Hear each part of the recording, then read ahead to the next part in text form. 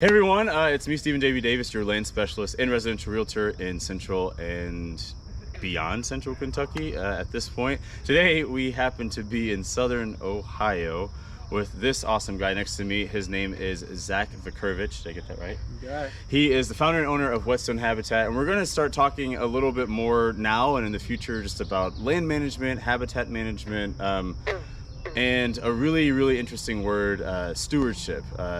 Zack and I have been talking for about the last hour, and it's been really delightful just hearing about his story, which you'll get to hear more about, and why he does what he does. But really getting the best value of our land for the goals that we may have. So thanks for having me on this awesome nature preserve. Where are we again? We're at the Cincinnati Nature Center. Cincinnati Nature Center. Batavia, Ohio. Yes, we're not in Kansas anymore, we're in Kentucky.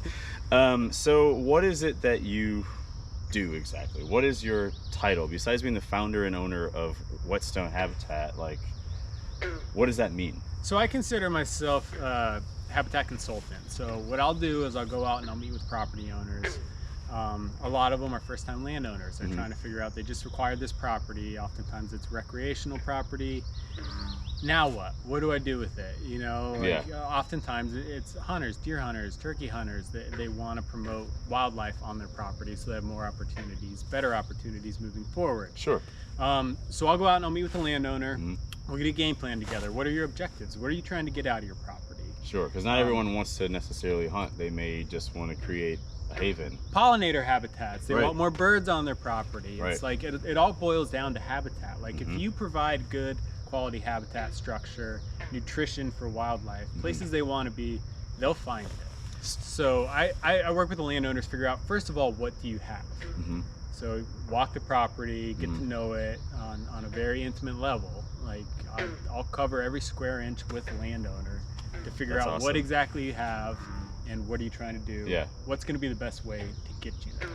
Makes so that's sense. where I come in, and I'll write up a management plan on how to carry them through the whole process. And so, that's a really intense job, which requires, if you had been listening to our conversation ahead of time, Zach's telling me about all of these different pollinators and things that have larvae inside them and things that had just been burned earlier in the year, and what's growing up and why it's good that it's growing up versus some of the other stuff that needs to be more ridded of and is more invasive.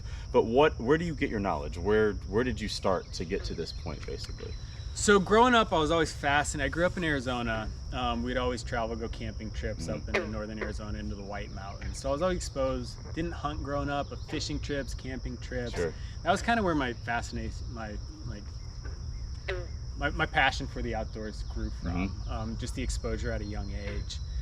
Growing up through high school, I continued fishing. I had a really awesome biology teacher in high school. Nice. He was a salamander expert, which I'm not.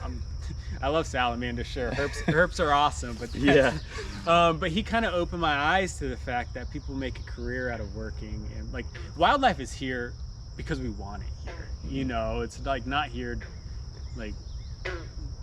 it's here with a purpose. The reason we have the resources that we do across the landscape is because we want it here. And there needs to be people in place, and passionate people, in order to maintain our wildlife management that we have. To make sure that it stays. The North American model, yeah. It's all about having value in our natural areas and natural things. Yeah.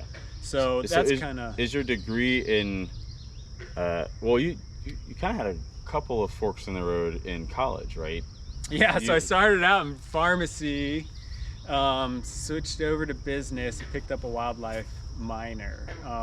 So I took a couple classes in wildlife management as a minor, just for something to kind of feed my curiosity, and found out quickly that's where it was at. That's what I wanted to do.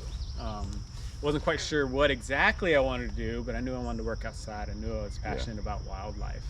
My whole life growing up, I remember watching Crocodile Hunter and Jeff Corwin and all these people on TV, these wildlife biologists out there, just around wildlife and interpreting it. David Attenborough was the best voice around, and just trying to make sense. Still is that guy. Wow. Yeah. He will be missed when he finally is gone. Most traveled human in human history, I've read. Really? I didn't know that. Where did you hail from when you finished your degree? Where is your degree from? West Virginia University, Morgantown, West Virginia. Very, so it was very a cool. really great place. It's a mixed mesophytic forest, which means tons of like learning my trees. We'd go out in the woodlots there, and they have some of everything. Really? It's right in the heart of Appalachia, yeah. So I mean, you have all your hardwoods, your softwoods. It's like, because of the elevation in West Virginia, you get some of those northern species creeping in, but it's still far enough south you get some of the southern species. I didn't know that. It was really cool spot for college, especially for somebody that loves hunting and fishing. I mean, Yeah. I remember going deer hunting before my 10 a.m. lectures on the state game lands, Cooper's Rock, That's WMA, wild, dude. yeah, and then make it back in time to go to class. So it was a really great. There, I mean, Cheat Lake, Monongahela River, like it was a great location for an outdoorsman to go to school. So you have, in our conversation, I mean, I know more about Zack than you currently do, so I'm cheating a little bit, but we talked about a lot of the places that you visit. I mean, you don't just service, like we're here in Southern Ohio, but that's not the only place that you work and the only place that you write management plans for, right? No, so I've been fortunate enough to work from Minnesota all the way over to north of Philadelphia, Kentucky, Tennessee, West Virginia, the whole mid-Atlantic and Midwest region I've had the opportunity to work in. And That's impressive. yeah, I mean, it's exciting. It's new. And if it sounds like he's super experienced, he is, but he is not old. I mean, he's just, I mean, your story is like really, really wild to me. That's, well, part of being a biologist is unless you're going to go get your master's or your doctorate, you got to work some of these seasonal jobs. So that's what I did coming out of school, bounced around the country working different seasonal jobs. You lived in Texas, so, right? Yeah, I lived in Texas, lived in Western North Carolina, moved back to Arizona for a while, lived in New Mexico. So I had a lot of exposure to a lot of different habitat types. And like what it boils down to is, yeah, you might interchange some of the plant species based on where you're at geographically, but especially you're looking at a species like wild turkey or white-tailed deer or bobwhite quail, these game species that we're often managing for. It might be different species, but they're the same animal. Like it might be different plant compositions that you're trying to maintain or manage, but a lot of the techniques can be reciprocated and repeated in different areas. So it makes it easier on me going from one region to the next, knowing that like a deer in Alberta, Canada is going to need the same things to survive that a deer around here does, you know? Like, some water, some protein, you know, some shelter. But the plants are going to be different, is what you're saying. You're right. The plants will be different. Plant communities will be and different. my God, do you know lots about plants? Like, I always joke that that's more my job wild. is managing plant communities than it is the wildlife, because that's what it boils down to. Is if you have a healthy floral population of plants, it's very diverse.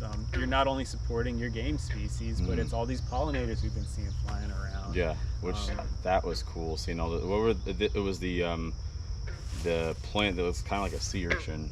Oh, the tree button bush. The button bush. There are bees all over that thing. I probably will post that a little bit later, but it was pretty cool to watch, and a couple of moths and butterflies on those guys all too. over it. I was hoping, so last week was National Pollinator Week, and I was really hoping the button bush would be in bloom last week so I could make a post about it, but it was a week behind, so I had to settle for still relevant for some milkweed.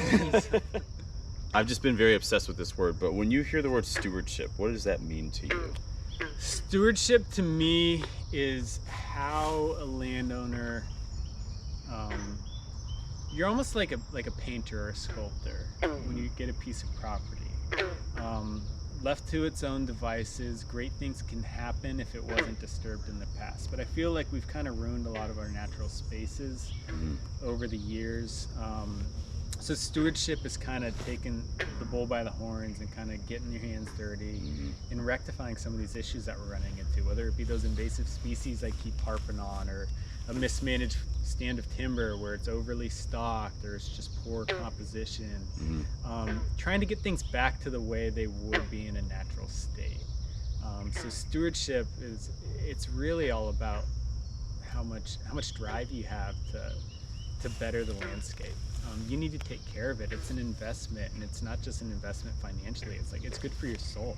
I love getting out there, and we were talking earlier about like when you see a fire rip through, especially like on some of my prescribed burns, within a couple of weeks it's already greening up. Like Mother Nature responds so quickly if you treat her well. Yeah. So stewardship's all about just like learning what you're doing, getting that game plan together. It can be a great activity to do with family and friends, getting out there and getting some stuff done, getting your hands dirty. So yeah, stewardship is just doing good by the land. I like that. And you should like that. If you're at all interested in, even if you're just trying to manage your own stuff, it's the knowledge behind everything. I harp on knowledge, service, integrity, and they just seem like words, but this is a great representation of knowledge, especially where habitat is concerned, where biology, ecology is concerned. And if you're thinking about making land an investment, or what you've already invested in, you're trying to take to the next level, I would highly recommend Zack. And I mean, cool guy, a lot of stuff off camera that we got to talk about. Some of it pertaining to this, I mean, we could probably take an hour or more just talking about the ins and outs of managing these spaces. But at the end of the day, when it gets above your pay grade, he's the guy that you want to call, and I don't think that you would regret it whatsoever. For now, we're gonna leave you behind your desk or on your couch or wherever you are. But if you do need to reach out to Zack here, you can go to whetstonehabitat.com, like he said. And if you need to find him on social media, it's at, that's what we say all the time, at Whetstone Habitat. Is that right? Yep. And you know where to find me. I'll be around. We're going to talk about more land stuff pretty much always, and home stuff too. But until then, we will see you later. Thanks for tuning in. Appreciate Adios. Ya.